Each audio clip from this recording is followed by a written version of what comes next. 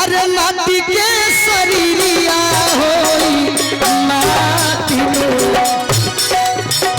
ढेर खुदा माटी के शरीरिया होई माटी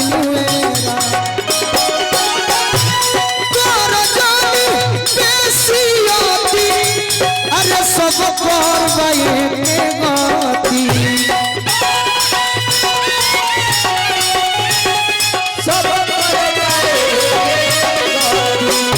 यही से कहतनी दीपक साउंड फुचरी बाजार से जितेंद्र बाबा हमार बानी नु कि ढेर कूदामती ये ढेर कूदामती अरे माटी के शरीरिया होई माटी ढेर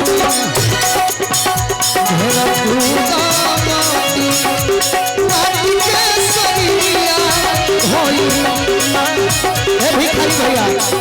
हमारा गार्जियन ये बात तो सच्चाई बात सोनी जी कि जब ऐसा मंच मिले लगे ऐसा ऐसा गीत होखे लगे तो भोजपुरी के कहू अश्लील को हमें न करी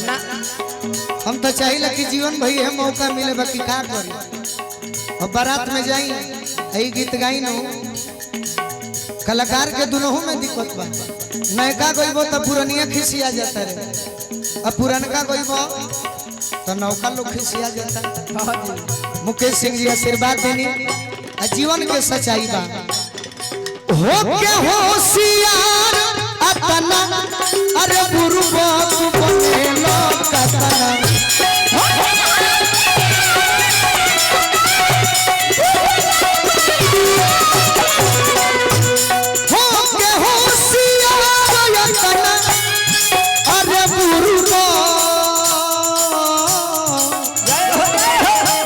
बनेलो कतना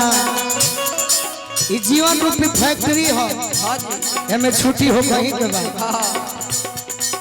दिन बाटे जतना अरे हंसी खुशी से लटुका दिन बाटे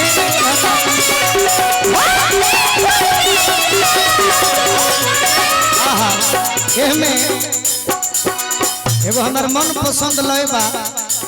अगर हमें के लाइन गा दे तनी बाजी तो बड़ी मजा आई। कलयुगी प्रेम भिखारी ठाकुर जी के किताब में वो नाटक हो वही में एगो मेहरारू जना तरी गोपाल चाचा गौनी हरौरे के लिए ओकरे विभाग होई नी सखा के पिया मोरा नी सखा के पिया मोरा सई के अरे पलाए से पोरो पानी सई गार्जियन श्री सुबोध सिंह जी की ओर से आशीर्वाद मिला कहतरी बेटी के चौकट केवारी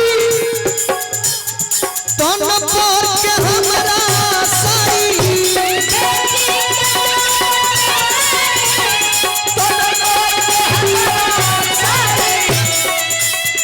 से सेती है मैं बिगलन मोहर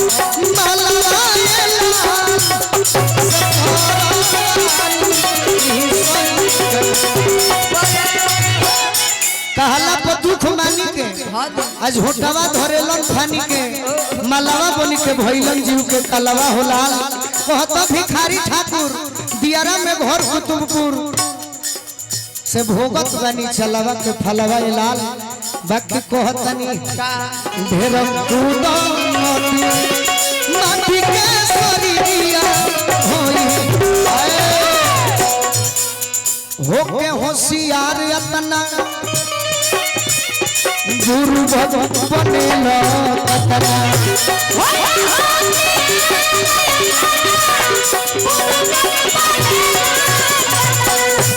दिन बाटे जतना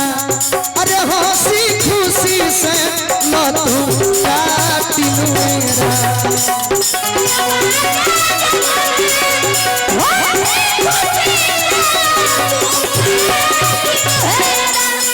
चली नहीं तेला बेला बेला चार दिन के बाखेला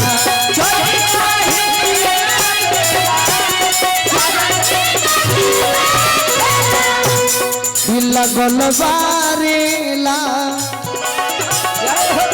आवे जाए वाला रेला लागल बा आ केहू में बाची ना लगल बारेला अरे मोहब्बत से केहू नहीं आई मेरा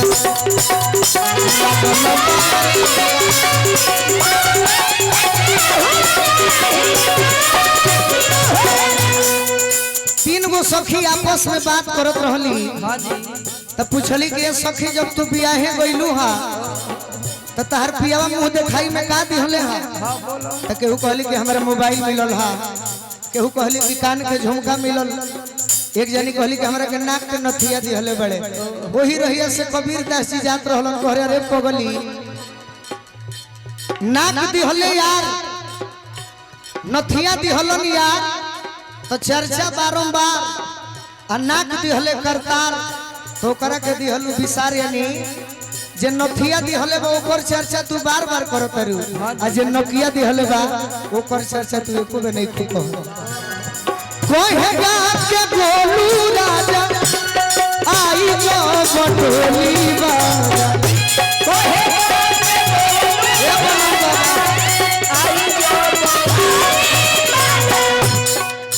का बाबा हमरा के छोड़ के चल जइलन बुझाला कि हम अकेला हो गई अकेले हो गए कहेगा के गोलू राजा आई जो अरे संग दिल के होना सीना साथी मेरा सब है साजा संग दिल के होना सीना साथी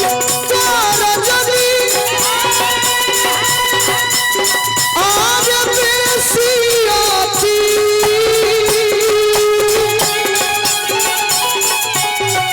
सब पर बाए के गति ढेर कूदामती नदी के शरीरिया होई माटी मेरा ढेर कूदा